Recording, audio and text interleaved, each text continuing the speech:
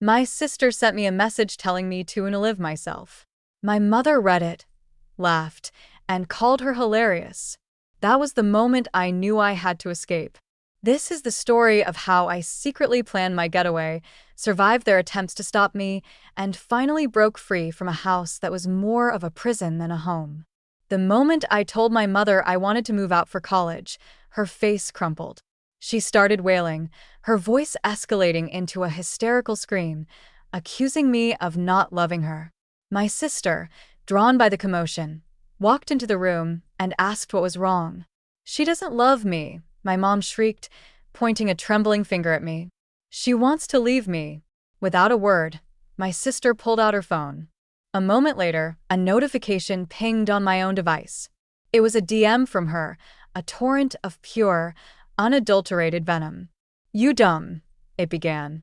"I hate you. You're trash, and I'm glad you were assaulted.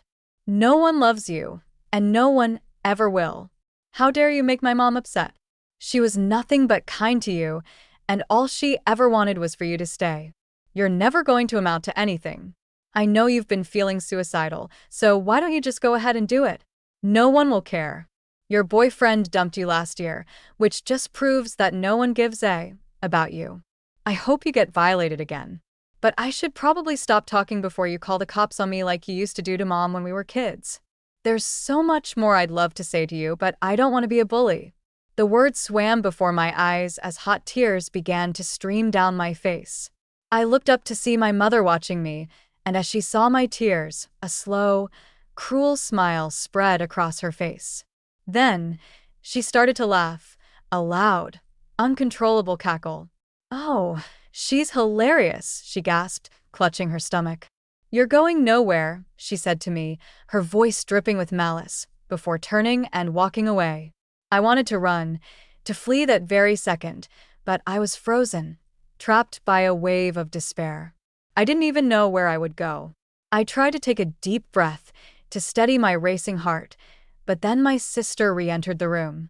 She had a smug, triumphant look on her face as she stopped directly in front of me, staring me down, as if daring me to react. "What's wrong?" she asked, her voice a sickeningly sweet parody of concern. "Did I hurt your feelings?" She didn't wait for an answer. "Oh, wait, I forgot," she continued, her voice dripping with sarcasm. "You don't have any feelings. You're just an empty shell who thinks the world owes her something." I remained silent, biting the inside of my cheek to keep from screaming. I knew that any reaction, whether it was tears or anger, would only fuel her sadism.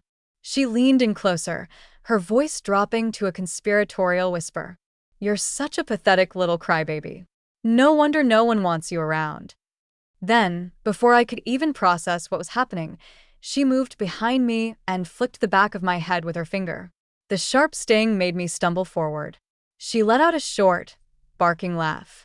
"Oops," she said, her voice laced with mock sincerity. "Sorry, I didn't see you standing there." The spot on my head throbbed, but I refused to give her the satisfaction of turning around. I just stood there, my fists clenched at my sides, every muscle in my body tense. I felt like a cornered animal, with no way to escape. She leaned in again, her hot breath on my ear. "You know," she whispered, "you really should do everyone a favor and just disappear. You'd be doing us all a huge service." I squeezed my eyes shut, wishing I could melt into the floor, wishing I could be anywhere but there. She pulled back and laughed again, a harsh, grating sound that echoed in the silent room. "Yeah, that's what I thought," she sneered. "Go ahead, keep pretending you're so brave and tough. We all know you're just a coward." With a final, contemptuous look, she turned and sauntered out of the room, leaving me standing there, shaking and alone. My head ached where she had flicked it, but that was nothing compared to the crushing weight in my chest. I took a ragged breath, trying to regain some semblance of control. I knew, with a certainty that chilled me to the bone, that I had to get out of that house. But in that moment, my mother's words echoed in my mind. "You're going nowhere." That night, I locked myself in my room, my mind racing. I couldn't stay there a moment longer. It was like being trapped in a suffocating nightmare from which I could never wake. I sat on the edge of my bed, staring at the blank wall, my brain working overtime to formulate a plan. I knew I couldn't just walk out the front door. They would physically stop me. I needed a strategy. First, I grabbed my phone and took screenshots of every single message my sister had sent me. I didn't know if I would ever need them, but I needed proof. It felt surreal, like I was gathering evidence for a trial against my own family, but they had left me with no other choice. I saved the screenshots to a hidden folder and backed them up to a secure cloud account. Then I scrolled through years of her past messages, a digital archive of her cruelty, and saved those as well.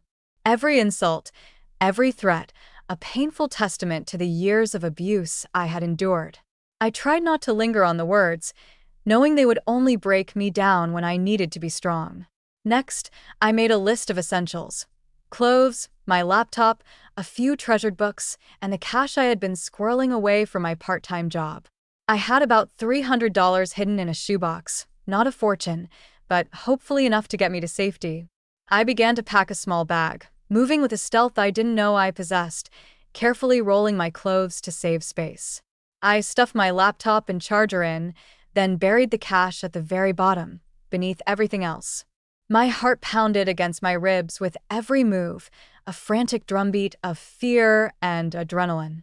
I felt like a criminal, but I knew this was an act of survival. As I was zipping up the bag, I heard footsteps in the hallway.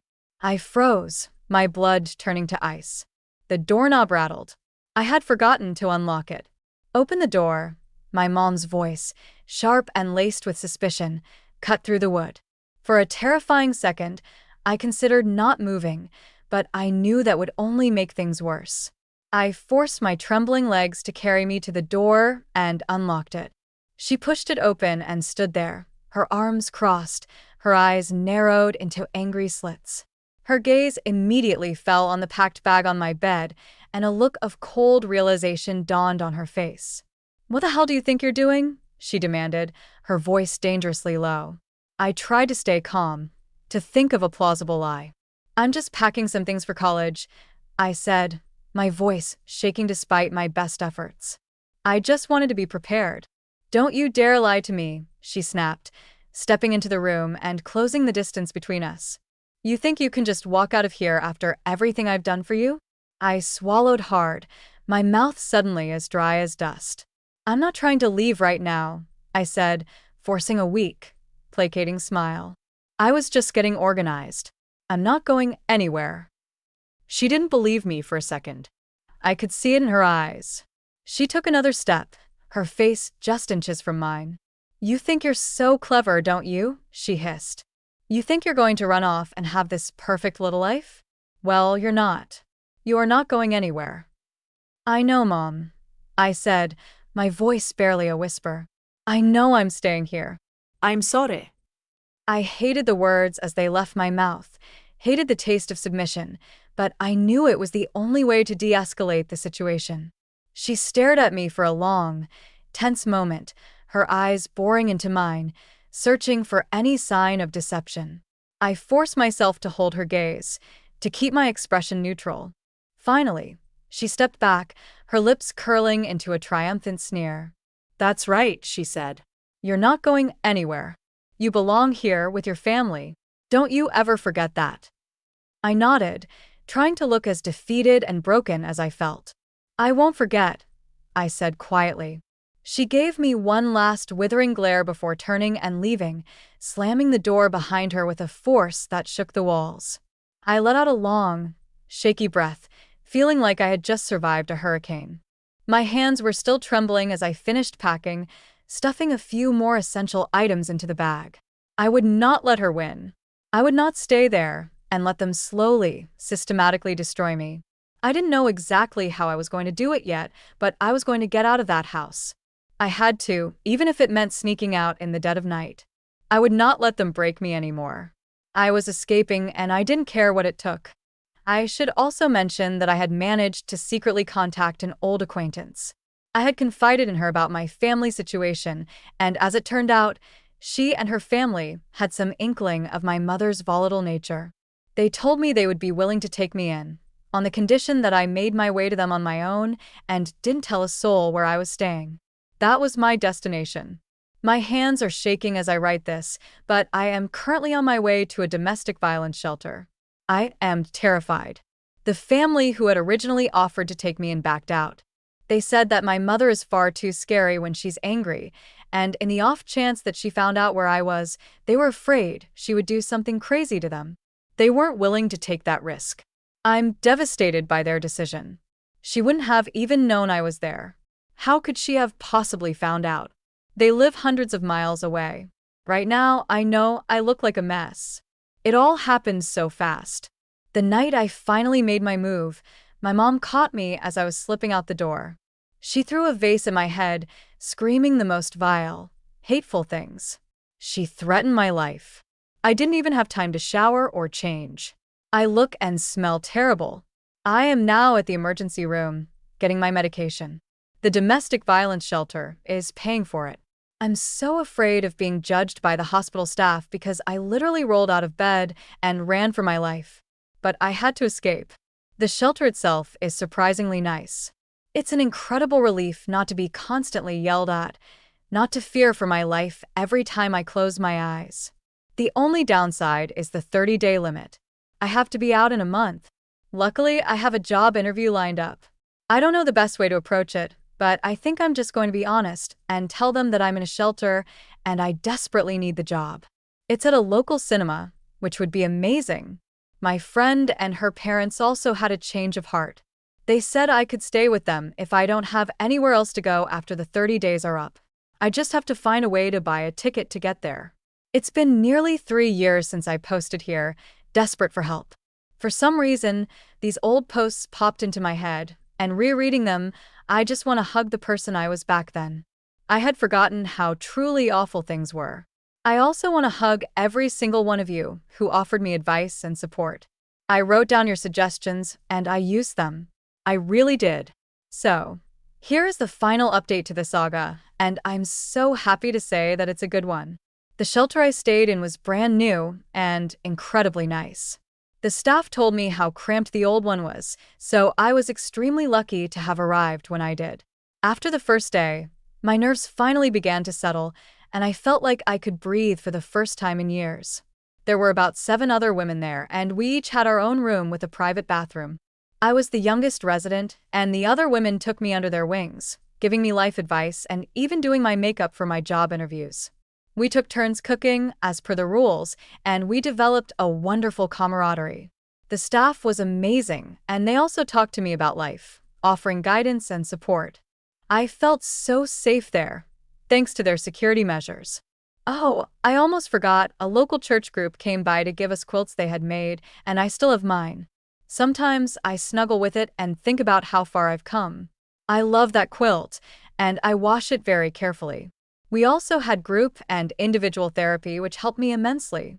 I know that not every domestic violence shelter experience is like this, but please don't be afraid to leave when things get bad. Family abuse is domestic violence. I was able to find a job that paid more than the movie theater, and I told them that I didn't plan on going back to school, which was a lie, but I couldn't afford rent on a movie theater salary. I decided to find my own place instead of staying with my friend, because I craved stability. If things went wrong with them, I had no safety net. I had no reason to believe things would go wrong, but after escaping such a volatile situation, nothing felt secure. I rented a room from an older man who was a truck driver and was never home. I was uncomfortable with the idea at first, but I had very few options. He turned out to be very kind, and because our schedules were so different, we would leave each other goodbye notes. I still have his. I did go back to school the next semester, but not to my original one. I needed a fresh start, and my family knew about the old school. I applied to several different universities, and in my application essay, I told the story of everything I had survived. I got into a great school. When my sister told me I would never be anything, she was wrong, and I think, deep down, she knew it. I graduated this year, and I have a level of stability I've never known before. Even though I'm a few years older than I had planned to be at graduation, I've realized that those timelines don't even matter. The medical leave was beneficial for my healing. I just got engaged to a wonderful man with a wonderful family. They always tell me that they're my family now, and I'm incredibly close with my future mother-in-law. I had food poisoning for the first time a few days ago, and my fiancé left the house at 2 a.m. to get me Pedialyte, just to make sure I was hydrated. When I was stuck in the bathroom, he told me he was going to make me lentil soup. I didn't have to ask or even say anything. When I was a kid and I was sick, my mom would just tell me to go back to sleep. It feels so good to be cared for this way, and sometimes I still catch myself saying, "You don't have to," when he does something nice for me. He has 6 siblings, and they're like the siblings I never had. I've learned to value myself and put myself first. I wasn't loved, so now I do things for myself that I was deprived of. No one made me feel special, so I do it for myself. I make it a point to buy myself flowers every week, a practice my therapist recommended, and it makes a huge difference. No one cared when I was sick, so now I make sure to rest and relax without any disruptions. No one valued my personal time or space, so now I have days where I don't even answer my phone and just spend time with myself. Little things like that. When I made that last update, I was crying and I truly didn't think I was going to be okay. I was in a shelter with a 30-day limit, and I thought there was no way my life could turn around in such a short time. I was so depressed and hopeless, and I had no idea that things could go in such a positive direction.